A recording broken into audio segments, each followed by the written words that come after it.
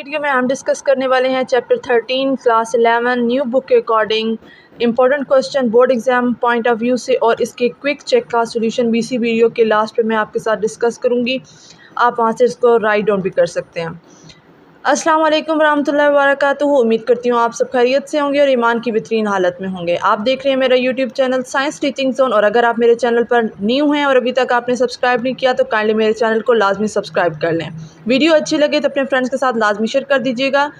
आज की इस वीडियो में हम डिस्कस करने वाले हैं चैप्टर 13 हैलोजेंस के इम्पोर्टेंट क्वेश्चंस को बोर्ड पॉइंट ऑफ व्यू से, और हम इसको पेयरिंग स्कीम के लिहाज से डिस्कस करेंगे। जैसे कि आपको नज़र आ रहा है इस चैप्टर से एक MCQ, 3 शॉर्ट क्वेश्चन और एक लॉन्ग क्वेश्चन आ रहा है। इस चैप्टर में काफ़ी सारा सिलेबस जो है स्मार्ट सिलेबस के अकॉर्डिंग कट हो गया, तो इसलिए इस चैप्टर को आप आसानी के साथ तैयार कर सकते हैं। 4 नंबर का आपके पास शॉर्ट क्वेश्चन आना है, 6 नंबर के आपके पास आने हैं जी शॉर्ट क्वेश्चन, और 1 नंबर का आपका MCQs होगा। ये आपके पास टोटल 11 नंबर आपके इस चैप्टर से होंगे। थोड़े से टॉपिक्स हैं, आप इनको अच्छी तरीके से याद करके बहुत अच्छे मार्क्स ले सकते हैं। चलिए डिस्कस करते हैं कि हमारे इस चैप्टर के लिहाज से क्या हैं इंपॉर्टेंट क्वेश्चन। सबसे पहले जैसे कि हैलोजन है, हैलोजन क्या होते हैं, हैलोजन के अंदर एलिमेंट्स कौन से होते हैं, ये आपने लाजमी याद रख लेना है। उसके अलावा यहाँ पे बताया हुआ है इसके 4 एलिमेंट्स मोस्ट कॉमन हैं, बाकी जो 2 हैं वो बहुत रेयर हैं और रेडिएक्टिव एलिमेंट है। उसके बाद आपने बताना है कि हैलोजेंस जो हैं वो डायटॉमिक मॉलिक्यूल, मतलब Cl2, I2, Br2 और F2 की फॉर्म में एग्जिस्ट करते हैं, उन्हें हम डायटॉमिक मॉलिक्यूल्स कहते हैं। फिर यहाँ पर आपने इनकी प्रॉपर्टीज़ बतानी है कि फ्लोरीन जो है पेल येलो कलर का होता है, क्लोरीन जो है ग्रीनिश येलो कलर का होता है, उसके बाद ब्रोमीन जो है वो रेडिश ब्राउन कलर का होता है, और आयोडीन जो है वो शाइनिंग ग्रेश ब्लैक कलर का होता है। ये आपने इसमें यहाँ पर इसकी फ़िज़िकल प्रॉपर्टीज़ को लास्ट में अपने माइंड में रख लेना है। MCQ भी वो पूछ सकता है और शॉर्ट क्वेश्चन भी। उसके बाद ये जो ब्लॉक है इसको आपने लाजमी तैयार कर लेना है, आपकी इंफॉर्मेशन के लिए बहुत ज़्यादा ज़रूरी है। उसके बाद मोटा मोटा थोड़ा इस ग्राफ को आपने माइंड में रख लेना है।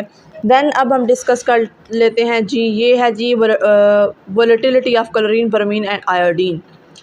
तो आपसे क्वेश्चन पूछा जा सकता है कि क्लोरीन की वोलेटिलिटी कैसी है, ब्रोमीन की या आयोडीन की। तो आपने यहाँ पर इस पैराग्राफ को याद रखना है। रूम टेम्परेचर पे जो है क्लोरीन है वो ज़्यादा वोलेटाइल है, रूम टेम्परेचर पे ये फ़ौरन जो है हवा के अंदर मतलब ये एवेपरेट हो जाता है।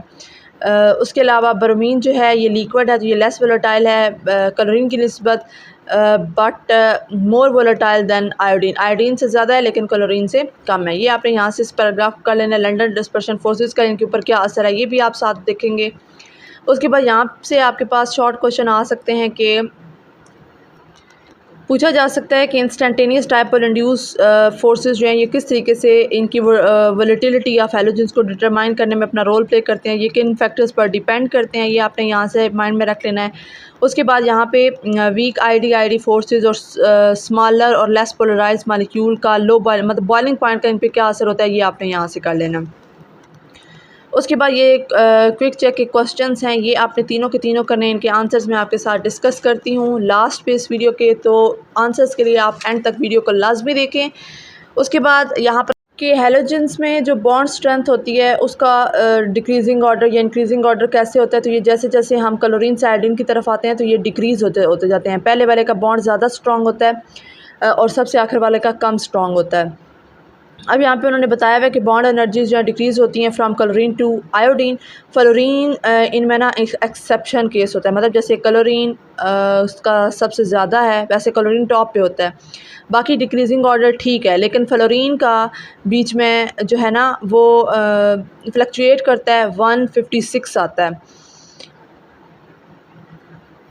और उसकी वजह उन्होंने फिर यहाँ पूछी, अगर वो आपसे पूछे कि फ्लोरीन का जो बॉन्ड ऑर्डर है वो किस तरीके से फ्लक्चुएट करता है, तो उसमें आपने बताना है कि इसकी रीज़न ये होती है कि फ्लोरीन के केस में बॉन्ड स्ट्रेंथ रिलेटिवली वीक होती है, क्योंकि फ्लोरीन का एटम बहुत ज़्यादा छोटा होता है। इसके छोटे साइज़ होने की वजह से इलेक्ट्रॉन रिपल्शन जो होती है इसके लॉन पेयर के दरमियान वो काफ़ी जिससे उसकी वजह से वीक हो जाता है बॉन्ड डिस्पाइट हाई इलेक्ट्रोनेगेटिविटी। हालांकि उसकी इलेक्ट्रोनेगेटिविटी ज़्यादा है, लेकिन इलेक्ट्रॉन बॉन्ड रिपल्शन की वजह से क्या हो जाता है, इसका जो बॉन्ड स्ट्रेंथ है वो फ्लक्चुएट कर जाती है।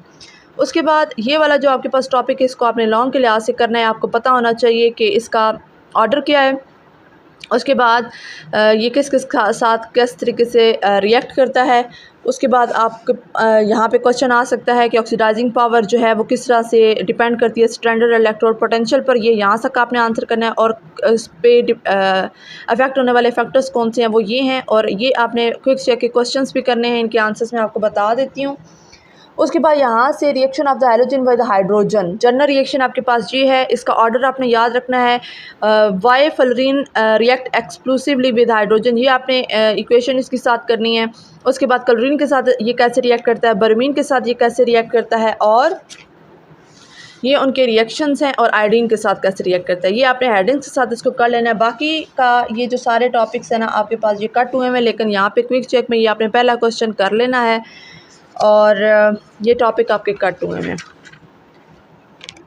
ये नेक्स्ट वाला भी आपके पास कट है। अब आपने लास्ट टॉपिक पे आ जाना है जो है uses of chlorine in water purification. तो ये आपके पास लॉन्ग क्वेश्चन है, मतलब इस चैप्टर में से आपने 2 तो 3 क्वेश्चन, एक वो ऑक्सीडाइजिंग एजेंट वाला आपने करना है, फिर आपने हाइड्रोजन के साथ उसकी रिएक्शन वाला करना है, और तीसरा आपने लॉन्ग क्वेश्चन ये वाटर प्यूरिफिकेशन वाला करना है। क्लोरीन किस इसमें इस्तेमाल किया जाता है, क्यों इस्तेमाल किया जाता है, अगर शॉर्ट पूछा जाता है तो आपने यहाँ से लेकर यहाँ तक इसका निशान लगा लेना है। उसके बाद chlorine adding to water heading के साथ आपने इसको बता देना है। फैक्टर्स कौन से इफेक्ट करते हैं, पीएच, लो पीएच और हाई पीएच दोनों बताए हुए हैं। और उसके बाद यहाँ पर क्लोरीन की डोज कैसे रखनी है, और कांटेक्ट टाइम क्लोरीन का वाटर के साथ कितना होना चाहिए, और ये आपने साथ इसके क्विक चेक के क्वेश्चंस कर लेने हैं। एक्सरसाइज की बात करें तो एक्सरसाइज में ये जो एमसीक्यूज कट हुए हैं उनको छोड़कर आपने बाकी वाले तैयार कर लेने हैं, और शॉर्ट क्वेश्चन ये जिन पर टिक लगी हुई है ये आपने करने हैं। और इनमें से जो कट हुए हैं स्मार्ट सिलेबस के लिहाज से वो मैं रिपीट कर देती हूँ।